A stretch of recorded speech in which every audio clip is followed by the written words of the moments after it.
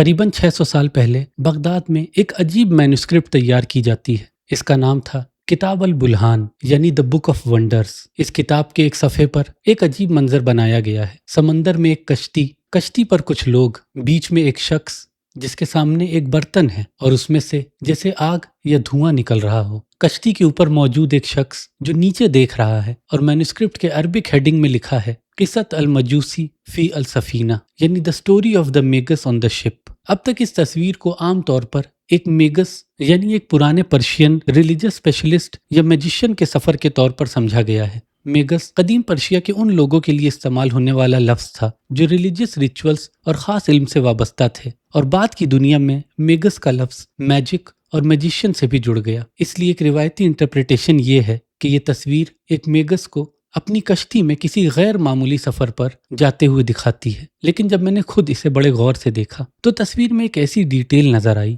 جو پہلی نظر میں آسانی سے مس ہو سکتی ہے۔ کشتی کے اوپر موجود اس شخص کے سر پر ایک تاج ہے جس میں 2 سینگ ہیں، اور یہیں سے پوری تصویر میرے لیے ایک الگ کہانی بن گئی۔ یہ ڈیٹیل اچانک ایک اور نام یاد دلاتی ہے، ذوالقرنین۔ قرآن میں اللہ ایک ایسے حکمران کا ذکر کرتا ہے جسے ذوالقرنین کہا گیا، یعنی 2 سینگوں والا۔ لیکن پھر کشتی میں موجود دوسرے شخص کو دیکھیے، وہ سبز لباس میں ہے، اور یہاں میری اپنی انٹرپریٹیشن شروع ہوتی ہے۔ کیا اگر یہ میگس اصل میں میگس نہ ہو؟ کیا اگر یہ الخضر ہو؟ قرآن میں اللہ ایک ایسے بندے کا ذکر کرتا ہے جسے اللہ نے اپنی طرف سے رحمت اور خاص علم دیا ہے، اور خضر علیہ السلام کی ایک مشہور پہچان ان کا گرین یعنی ہرے رنگ سے تعلق ہے۔ اب سب سے انٹرسٹنگ بات، یہ صرف امیجینیشن نہیں، اسلامک لٹریچر میں خضر اور ذوالقرنین کے درمیان ایک پرانی روایت ملتی ہے۔ کچھ میڈیول اکاؤنٹس میں خضر کو ذوالقرنین کا ساتھی اور حتیٰ کہ ان کی آرمی کا علمبردار یا پھر منسٹر بتایا گیا ہے۔ دونوں ایک عظیم سفر پر نکلتے ہیں،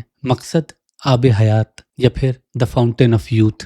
روایت کے مطابق ذوالقرنین اور خضر دونوں ہی لینڈ آف ڈارکنیس کی طرف جاتے ہیں۔ وہاں خضر علیہ السلام زندگی کے چشمے تک پہنچ جاتے ہیں، وہ اس کا پانی پیتے ہیں، لیکن ذوالقرنین اس چشمے تک نہیں پہنچ پاتے۔ اب تصویر دوبارہ دیکھیے، ایک سینگوں والا فگر جو ذوالقرنین کی طرف اشارہ کر سکتا ہے، ایک ہرے کپڑے میں فگر جو خضر علیہ السلام کی طرف اشارہ کر سکتا ہے، اور ایک کشتی۔ اور اسلام میں خضر علیہ السلام کی کہانی شروع ہی ہوتی ہے ایک کشتی سے، جب موسیٰ علیہ السلام خضر علیہ السلام کے ساتھ سفر کرتے ہیں۔ ان کا پہلا واقعہ کشتی کا ہی ہے۔ یہ میرا اپنا قیاس ہے، لیکن یہ قیاس ہوا میں نہیں ہے، اس کے پیچھے 3 چیزیں ایک ساتھ کھڑی ہیں: ذوالقرنین، 2 سینگ، خضر علیہ السلام، ہرا رنگ، اور دونوں کی پرانی روایت، ایک غیر معمولی سفر۔ یہ تھیوری آج تک کسی نے پیش نہیں کی ہے، اور یہ میرا اپنا خود کا انٹرپریٹیشن ہے۔ آپ بتائیں، آپ کو کیا لگتا ہے؟